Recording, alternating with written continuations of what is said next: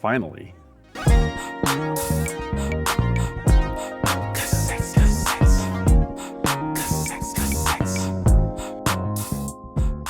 Oh my god. Just take a minute and soak this in. Jealous, aren't you? Buck is a complete stud, and I'd totally recommend one of these super hot fish to you if you can give him a good home. So let's get cozy and talk about what makes the Hiplarchus psittacus, better known as the true parrot, such a bewilderingly wonderful specimen and friend. And let's see if he'd be a good option for you.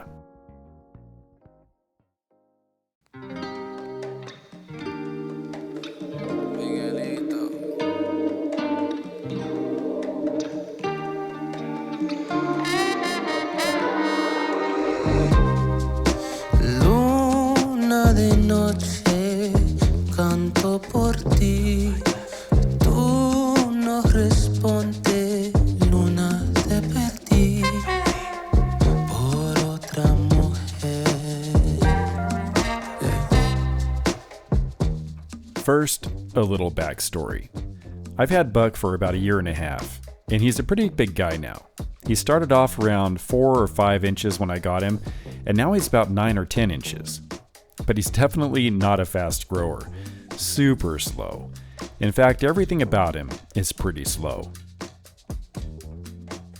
He moves kind of like the big monsters in those old Godzilla movies. Very sloth-like. He eats slowly. So slowly, it's a trick to get food to him before the other inmates in San Quentin steal it all away. And he might even be mentally slow. I have no idea. He's shown no moments of brilliance like Percy the Oscar does in just about every waking moment. Percy's a genius. I look up to him and hope to one day have a sliver of his intelligence.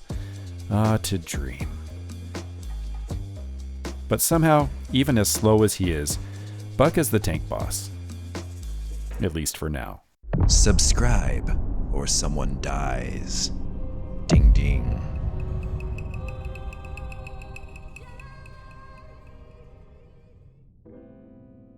When he was just a boy who didn't know nothing, I had Buck in what is now Poenari Castle, where my black nasties Vlad the Impaler and Justina now reside. By the way, I have some really good news about these two for my next video, so keep your eyes peeled for that one. So he lived in here with a bunch of other white-collar criminals, but he was so timid I had to extract him and move him to the 55, which had fewer fish in it. And he grew, slowly. Very slowly. And that's my second true parrot Benson back there, exhibiting the same reclusive behavior Buck used to show all the time. These guys are boring when they're little guys. You never see them. Anyway, when he was finally big enough, and I thought he would at least be able to defend himself, I moved him over to San Quentin, where he'd have to contend with the likes of Kevin, my tank bully. I was afraid Kevin would really go at him, and Buck would just sit there and get destroyed if I didn't pull him back into the 55. But much to my astonishment, Buck didn't put up with Kevin's cichlid trash behavior for 1 minute, and Kevin backed down and eventually was so afraid of Buck that if Buck even glanced in his direction, Kevin had beat feet out of there. And Buck was like, San Quentin mine.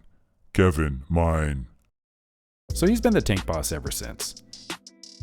The reason I'm telling you all this is because if you get a small one, it might be a little disappointing at first. He won't be as pretty as Buck, by far, but you might not even realize that because you're hardly ever going to see him. Always hiding. And they especially don't want to see your face peeking in at him either. Or maybe that's just my face, I don't know. You might think yours is a wuss who has to have really peaceful inmates. And yours actually might be because you never know with cichlids, but that hasn't been my experience once they put on some size. I wouldn't be sticking mine in with some black nasties or any other psychopathic cichlids, but I think Buck can defend himself against most moderately aggressive fish. And he doesn't cause any trouble either. He's mostly a peaceful fish, except for the occasional slow-mo bite that'll make it Percy every now and then. Ain't nowhere we could be if 2 or 3 don't agree. If you and me don't evolve, yeah. You and me don't evolve, yeah. Ain't no plans out of sight. Ain't no talk back or fight. If you and me ain't involved, yeah. You and me ain't involved, yeah. Yeah. How you gonna say that? Girl, I don't play that. Let's get back to Buck's appearance. His sexy body really stands out in here, don't you think? They're more of a dark and much less vivid green when they're young, and they get more like Buck when they mature and turn that nice shade of light blue. Really cool looking when they get bigger. With those interesting markings around the corner of their mouth extending down into their body, it's just such an unusual fish to look at. Buck has beautiful fins that don't need to do much since he moves at a snail's pace, but they look sweet. The best thing about him though, and you already know it, it's those peepers, man.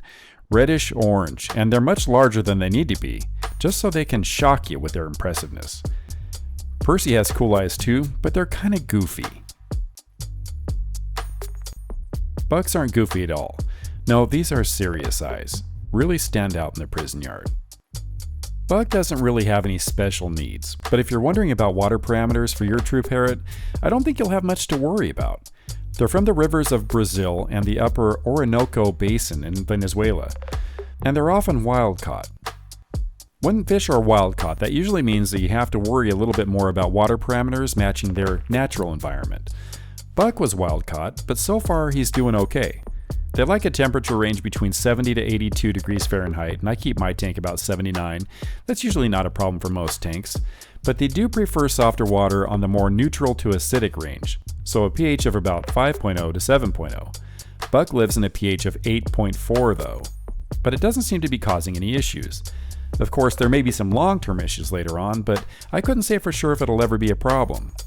I figured if it was a big problem, he'd be dead by now, but he isn't dead. No, he's very much alive, my friend.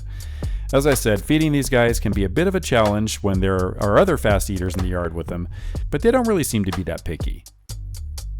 With Buck, I feed him mostly North Fin pellets, a few of the bigger ones first, and then he eats the smaller pellets along with all the other inmates. They love North Fin food, and it's really healthy and doesn't cloud up the water when you're not overfeeding him. I also give him some frozen shrimp from Costco every so often, and then some blanched zucchini every now and then. If, for some reason, you'd like to support this channel, then consider doing what these wonderfully misguided fish nerds have already done by becoming a channel member. You'll get early access to these weird videos amongst other perks, if you even consider that a perk, starting at only $4.99 a month. You can become an inmate or nutjob member by just hitting the join button right below this video, or hit the link in the top pinned comment. Or you can just send me McDonald's gift cards and that'll do the trick. My health comes secondary to nice, trashy fast food. Okay, back to it. As you know, Buck lives in a pretty big prison. San Quentin is 120 inches long, 28 inches high, and 30 inches wide. Lots of room. And if you want one of these guys, you don't have to have a huge tank like this one, but you should still have a big one. They can get up to 12 to 14 inches, and even though it's taken a while for Buck to get there, he's on the way. If you're not keeping any other inmates with your true parrot, and he's just going to be in solitary confinement, then you could get away with a 125 gallon, or even better, a 180. But the bigger the better. They don't move so fast, so it's not like the Africans who need that tank length so they can jet back and forth all day. But still, be nice to your true parrot and give him some room to move. If you do have yours in a smaller tank, but it's not too small, like a 180, you could add some other inmates in with him. But you need to be careful not to put anything too aggressive in there.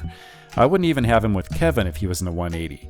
Not enough room to get away if tempers start to flare, and yours might not be a tank boss like old Buck here. They're mild fish, so they could be bullied if conditions aren't just right. So try to get fish that are generally less aggressive. Geos, Severums, Rainbow Cichlids are all good choices. If you do have a really big tank, then you can have multiples of these fish together too. They like to shoal in the wild.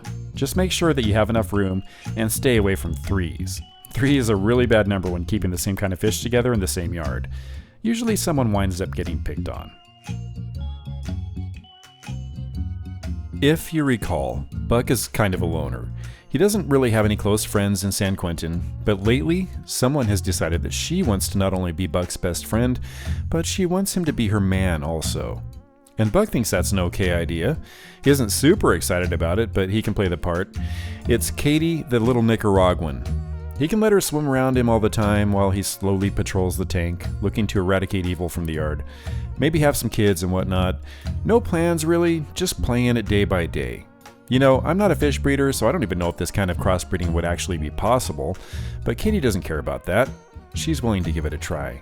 She loves Buck. And he's willing also, as long as it doesn't interfere with his job.